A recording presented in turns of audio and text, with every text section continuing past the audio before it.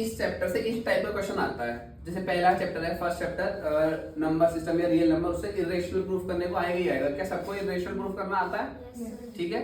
ऐसे ही चैप्टर 6 है triangle. Triangle chapter से फिक्स्ड क्वेश्चन है, एक तो बीपीटी आती है, कन्वर्स ऑफ बीपीटी आती है जो फिक्स्ड क्वेश्चन है। उसके बाद अगर हम बात करें स्टैटिक चैप्टर में, स्टैटिक चैप्टर में से मीन मॉड मीडियन और एक मिसिंग फ्रीक्वेंसी वाला क्वेश्चन आता है, वो आपको आना चाहिए, प्रैक्टिस करनी है खूब उन क्वेश्चंस की। वो चैप्टर्स ऐसे हैं जो आपको पता है कि इस चैप्टर से एक फिक्स क्वेश्चन आने वाला है और उसकी हम तैयारी करके रखते हैं, हमारा नंबर मिल जाता है। ठीक है ना। अब जो क्वेश्चन डिफिकल्ट बन सकते हैं या क्वेश्चन घुमाकर पूछते हैं, वो इसके अलावा जो भी चैप्टर बचते हैं उनसे है। जैसे थर्ड चैप्टर है उसकी वर्ड प्रॉब्लम आती है, फोर्थ चैप्टर है उसकी वर्ड प्रॉब्लम आती है, उनके भी हर चैप्टर के उन चैप्टर से भी कुछ ना कुछ फिक्स टाइप के क्वेश्चन जरूर है ही है। तो अगर मैं बात करूं पहले चैप्टर से, तो पहले चैप्टर से एक क्वेश्चन एलसीएम इनटू एचसीएफ बराबर ए क्रॉस बी वाली प्रॉपर्टी से पूछता है इस प्रॉपर्टी पे बेस्ड, एलसीएम इनटू एचसीएफ बराबर ए क्रॉस बी। ठीक है ना।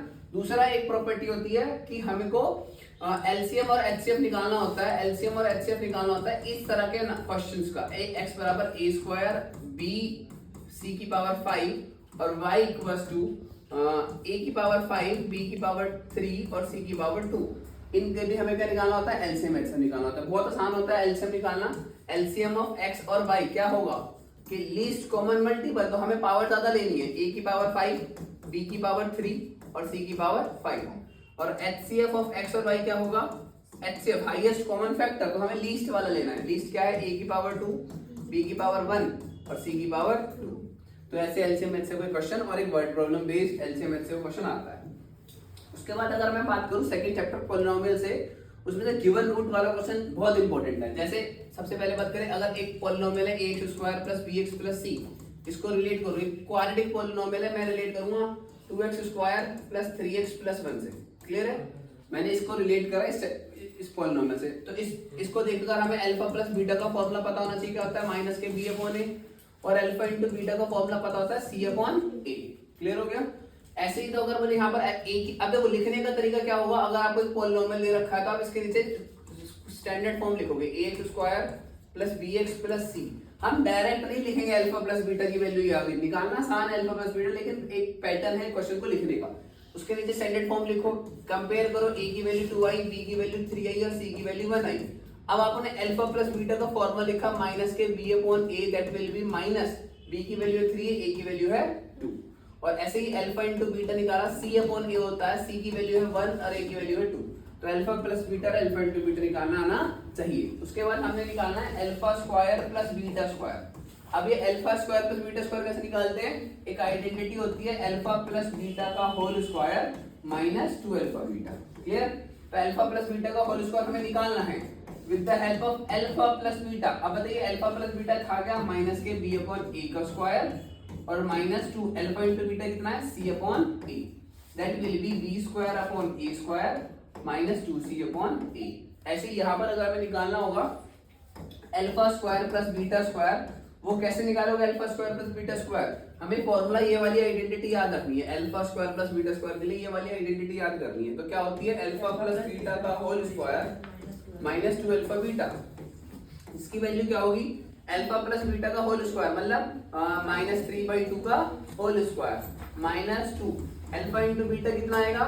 1 अपॉन 2, 2 से 2 एलिमिनेट हो गया, ये आ गया 9 अपॉन 4 माइनस 1, एलसीएम लेंगे 5 अपॉन 4, आपका आंसर आएगा। क्लियर होगी बात। तो हमें alpha square plus beta square भी निकालना आना चाहिए। उसके बाद आपसे पूछेगा alpha upon beta plus beta upon alpha, ये निकालिए। Alpha upon beta plus beta upon alpha निकालिए, तो आप क्या करोगे? एलसीएम लोगे, यहाँ से आएगा alpha square plus beta square upon alpha beta. Clear हो गया।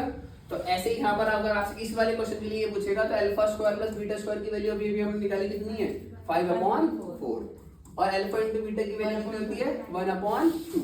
इसकी इधर मल्टीप्लाई, इसकी इधर मल्टीप्लाई, तो 5 मल्टीप्लाई 2 4 मल्टीप्लाई 1, 2 से कैंसिल हो गया इतना, तो 5 अपॉन 2 आपका आ गया। क्या है हमारा? Alpha upon beta plus beta upon alpha, ये भी हम निकाल सकते हैं। एक और जो इसमें डायरेक्ट क्वेश्चन पूछता है वो पूछता है अल्फा माइनस बीटा का whole square, alpha minus beta का होल स्क्वायर पूछता है, तो आपको ये निकालना आना चाहिए with the help of this identity alpha plus beta का whole square equals to alpha minus beta का whole square plus 4 alpha beta.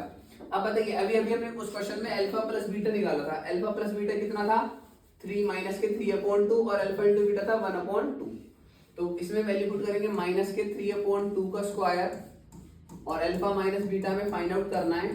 और अल्फा प्लस बीटा कितना है? 1/2। 2 से इतने 2 बार एलिमिनेट करते, स्क्वायर होकर आया 9/4। इधर आकर क्या हो गया? -2 अल्फा माइनस बीटा का होल स्क्वायर। एलसीएम लेंगे तो 9 minus 8/4 that will be alpha minus beta का होल स्क्वायर। कितना आया अल्फा माइनस बीटा का होल स्क्वायर? 1/4। या फिर हम लिख सकते हैं alpha minus beta equal two plus minus के 1/2। हम ये भी लिख सकते हैं। तो अगर आपसे अल्फा माइनस बीटा का होल स्क्वायर पूछेगा तो ये निकालना, अगर अल्फा माइनस बीटा पूछता तो हम वो भी निकाल लिख सकते थे। उसके बाद